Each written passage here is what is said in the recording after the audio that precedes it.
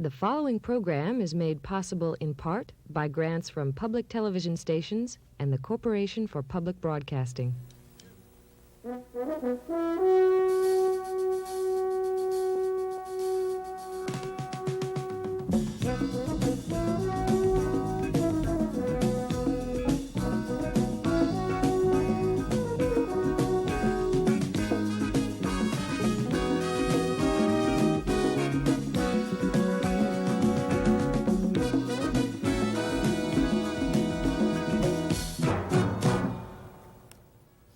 Good evening.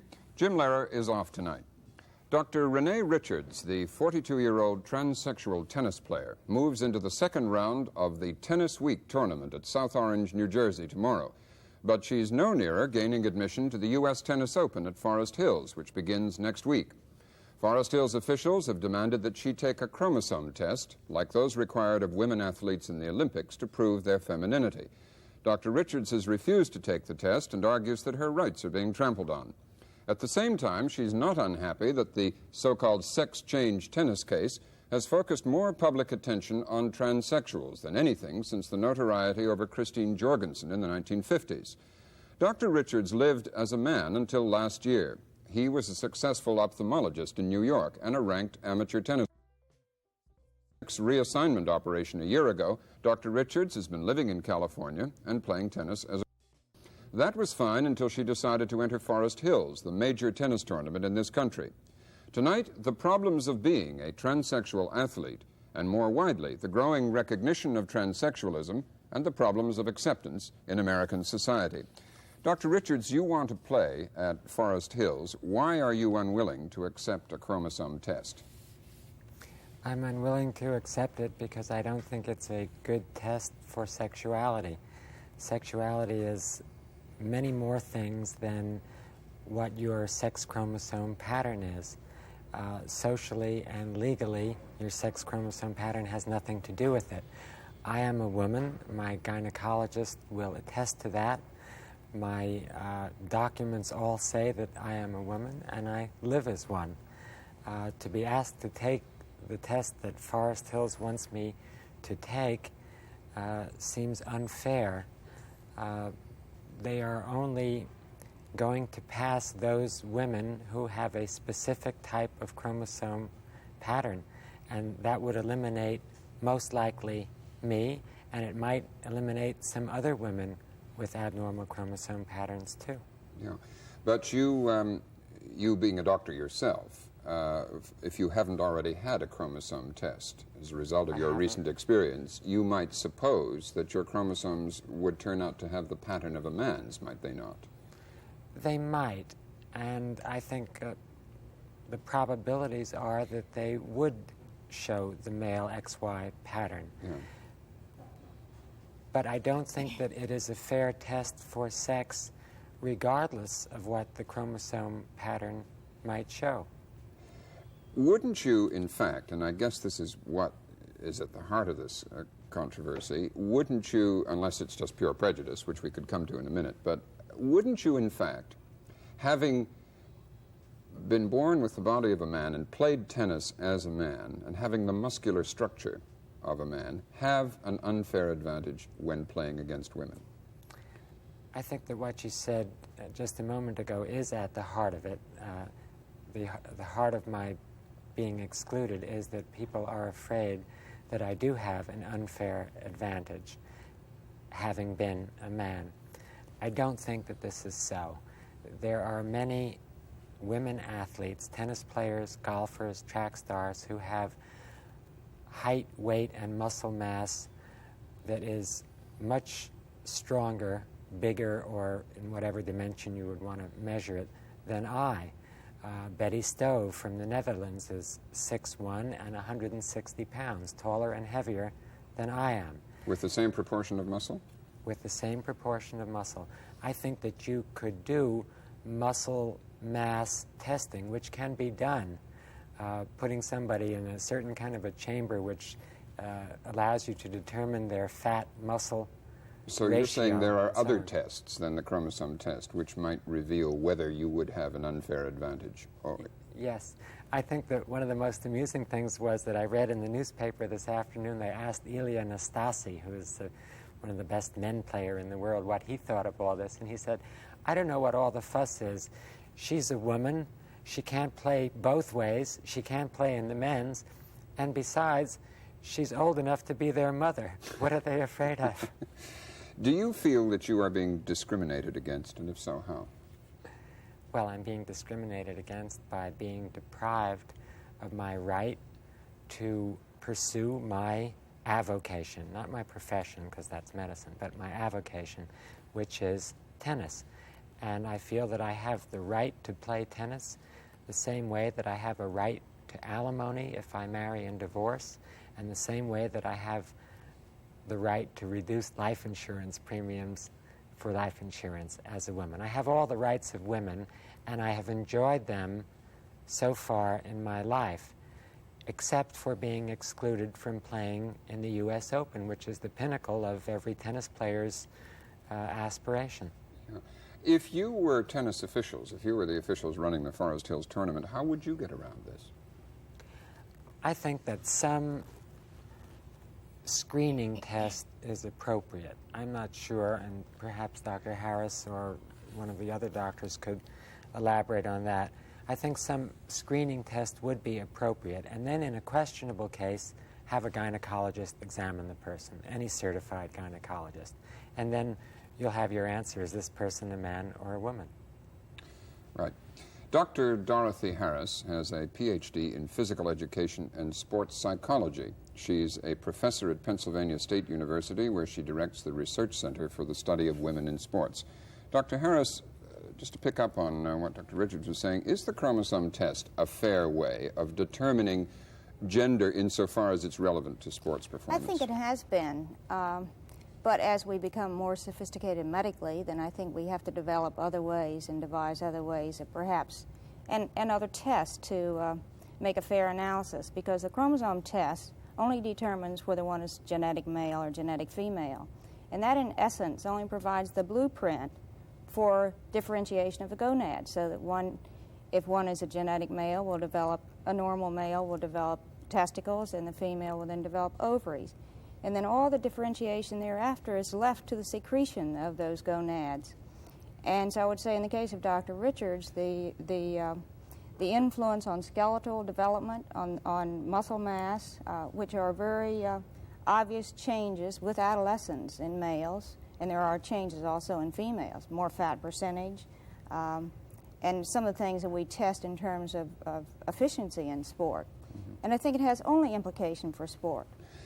Why, could you tell us briefly why this kind of testing has become necessary in sports, particularly international sports? I think at what cost winning, and the fact that there have been violations, and it was only beginning in 1968 in the Olympics that they started doing this. You mean people were actually sneaking men into competition? Yes, and a gold medal, a world record holder of a high jump who was a German, who was forced as a male to masquerade as a female and take that medal, has created a problem. There's a Polish sprinter who, unfortunately, was the gold medals that she won in the '68 Olympics were reclaimed after it was discovered that she had masqueraded. Mm-hmm. So I think there are problems. I think the implications are greater because there are countries in this world where gold medals are pretty important. And if there is an advantage to be gained, I think many nations would resort to that advantage in countries where males may not have a choice. How do you view Forest Hills asking Dr. Richards to take a chromosome test? Is it just hypocrisy because they don't want her in the competition because they're prejudiced, do you think, or are they trying to be fair in their way? I think they're trying to be fair to other women, and I would say in all fairness that there aren't many 41, 42-year-old female professional tennis players who can play as well. You don't see them playing in Forest Hills anymore, and I think the fact that 25-year-old female professionals do not do as well against Dr. Richards is significant. I think that's just one example. Yeah. You don't see very many 42-year-old males still playing professional tennis either. No. So you think Dr. Richards does have yes, I do. An advantage in the terms of her capability, tennis capability? Mm-hmm. And are there any other tests which could equally determine the extent of her Well, we advantage? do this for both now males and females in international competition, looking at anabolic steroids to see if males and females, as said now, are gaining an unfair advantage by artificially inducing androgens, which improve muscle mass, therefore strength, therefore the ability to generate power. And interestingly enough, in Montreal, one female athlete was disqualified for evidence of taking anabolic steroids. So we have to even monitor male athletes that they don't try to enhance their own maleness or predisposition to muscle mass by artificial or synthetic ways. Could I just ask Dr. Richards, you'd like to reply to, Dr. Harris evidently thinks that you do have some advantage because you play better than 25-year-old, that is much younger, professional women tennis players. The answer to that is that I did beat one 25-year-old professional tennis player. That's not the same thing as beating Chris Evert. And this one professional that I did beat was making her first tournament debut as a pro. From the people that I have spoken to who have played Chris Evert and have played me, they're almost uniform in their agreement that she would be an overwhelming favorite if she were to play me. I would also like to correct one thing that Dr. Harris said. It's true that the German athletes that were mentioned were masquerading as women, but the Polish gold medal winner that she referred to, Olga, was not such a person. This was a woman in every sense of the word, except for the fact that she had testicular feminization, which Dr. Granato can elaborate on. She had an XY pattern chromosome, but she was reared from infancy as a girl and became a woman and was a woman. And it was a horrible shame that they took her gold medals away from her when she was found to have an XY chromosome pattern. I would agree with one exception, that this problem, this pathology, was discovered prior to adolescence, and therefore the influence of androgen did not influence her structure. Post-adolescence, I think then you have the benefit of all the influence of increasing levels of androgen through adolescence, and so you get all the masculinization. Okay, let's go on to discuss transsexualism itself a bit more. There are more than 10,000 transsexuals in the United States, 3,000 of whom have been operated on in this country. Although the first publicly disclosed sex reassignment operation was performed at Johns Hopkins University Hospital 10 years ago, transsexualism is known to have existed since ancient times. Roman, Greek, and other mythologies mention people who have, quote, the body of one sex and the mind of the other. Historians and anthropologists have documented cases of cross-dressing and gender confusion in all cultures. Until the late 1920s, psychiatric treatment had been used to treat transsexuals, but was unsuccessful. In the 1940s, Dr. Alfred Kinsey referred one of his patients to Dr. Harry Benjamin, a doctor researching the endocrine system. Dr. Benjamin was among the first to define transsexualism as different from homosexuality and transvestism.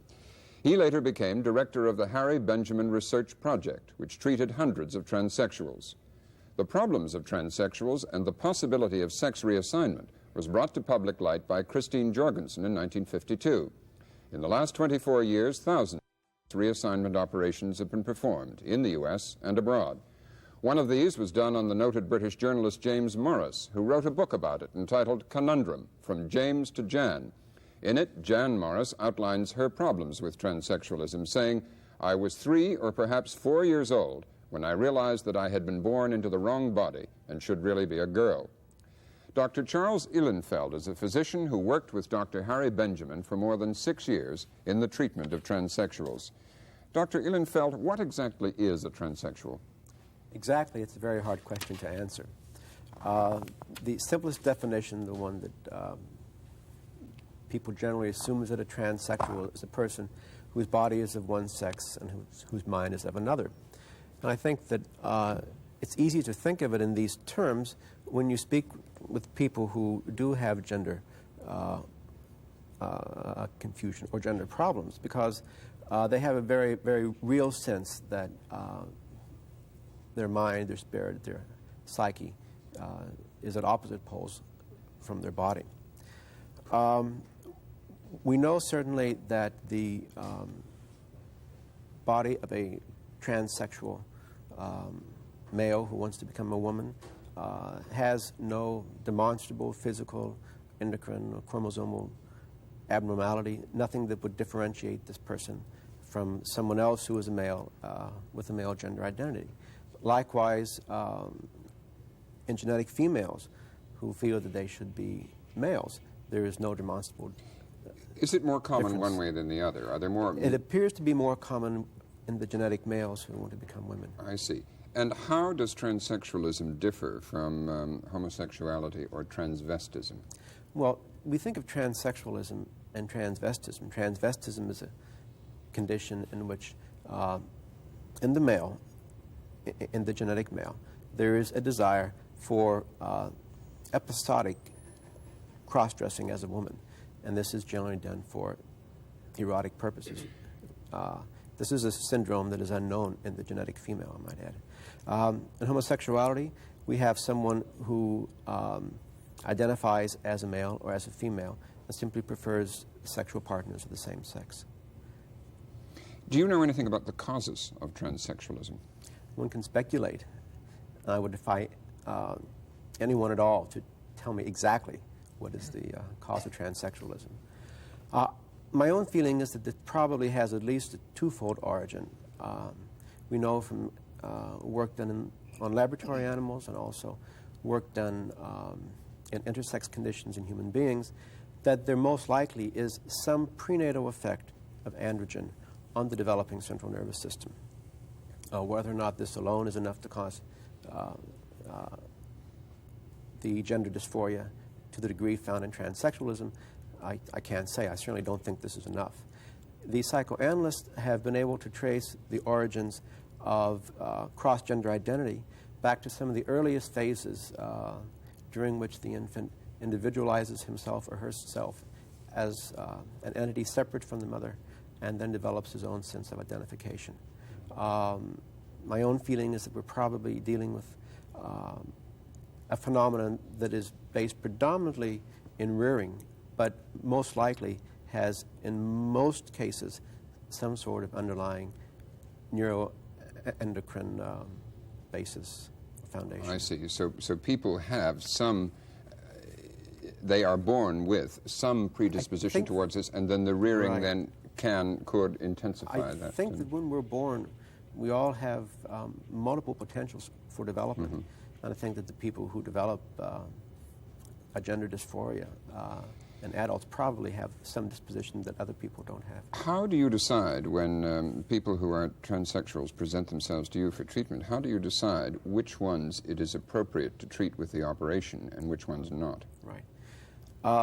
The university clinics find that between 11 and 18 or 19% of the people who come applying for sex reassignment turn out to be what they consider good Class A candidates for sex reassignment. The answer lies in an enormously detailed investigation into the background of the individual, as an extended period of in-depth psychiatric interviewing. Psychologic tests sometimes help, but generally don't show anything that we don't know, as well as physical and laboratory examinations into the individual. Following all of these things,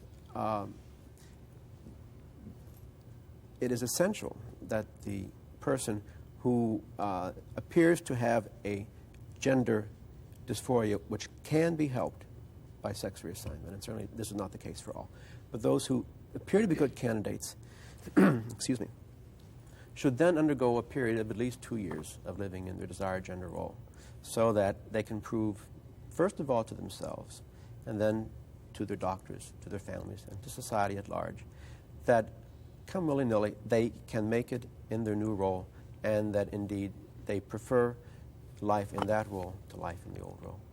Thank you.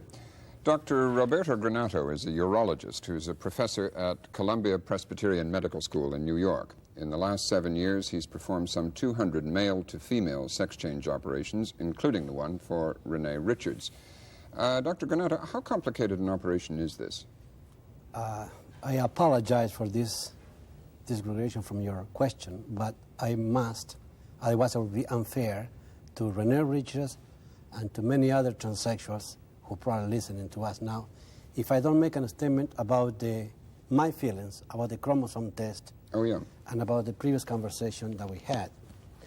To begin with, chromosome test will tell us whether an individual has an XX or an XY pattern.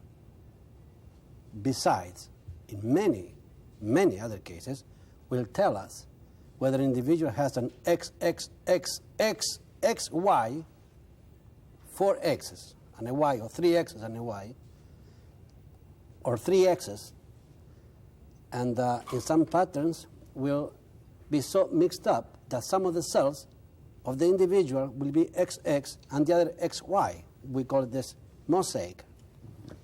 So if that individual was raised as a girl, although has a male genitalia, and if that individual feels spiritually, sexually, socially as a girl, has an operation done, the part of the glands which are secreting the androgens, I try to make it as lay as possible in my nomination of the...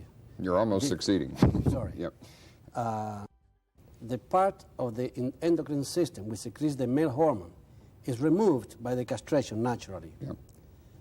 That individual, as far as I'm concerned, has the feminine attitude of a girl, has the feminine attitude when it comes to sex, has a feminine sex, has the breast development, has a vagina with which can have normal sex and enjoy it and have a normal orgasm. As far as I'm concerned, that's a woman, and that should be allowed to play in any woman's competition. To do otherwise is hypocrisy. Number two, I want to answer to Dr. Harris. When we were talking, or they were talking about the syndrome of feminizing testicle, that girl Olga. I will define it in a lay way for you. A syndrome of feminizing testicle is one in which an individual was born with testicles which secrete normal amount and sometimes higher than normal male hormones. However, and that's the great point, the individual developed into a female in shape, female in appearance, female in spirit, and so on and so forth. Why? Because the hormones secreted by those testicles are not integrated, are not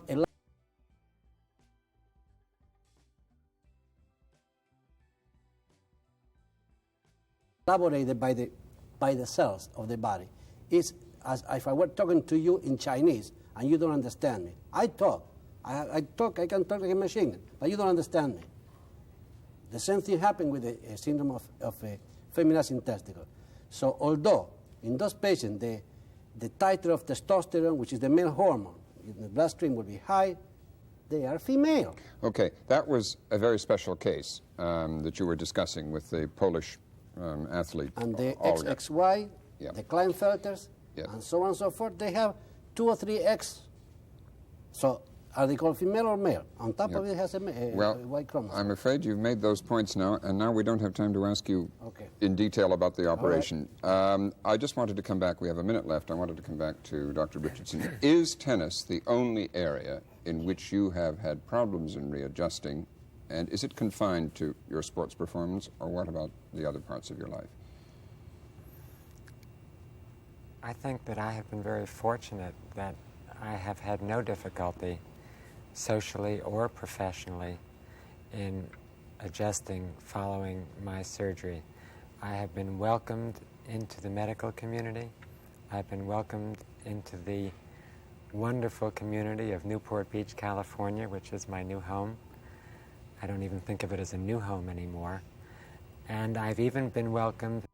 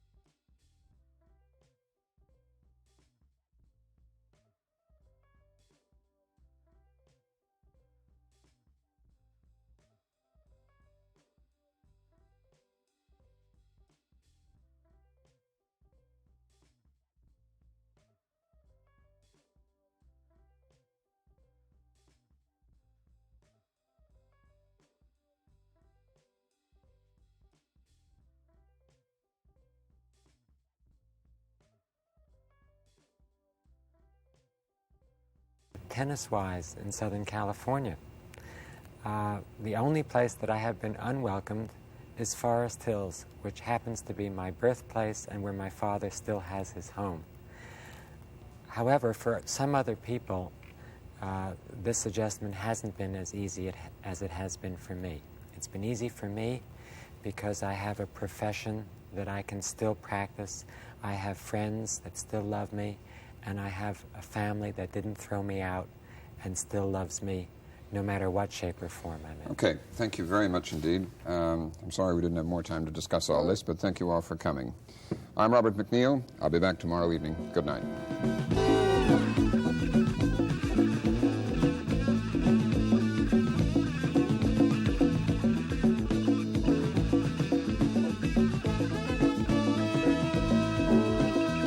For a transcript of tonight's program, send $1 to The Robert MacNeil Report, Box 345, New York, New York, 10019. This program was produced by WNET and WETA, who are solely responsible for its content. It was made possible in part by grants from public television stations and the Corporation for Public Broadcasting.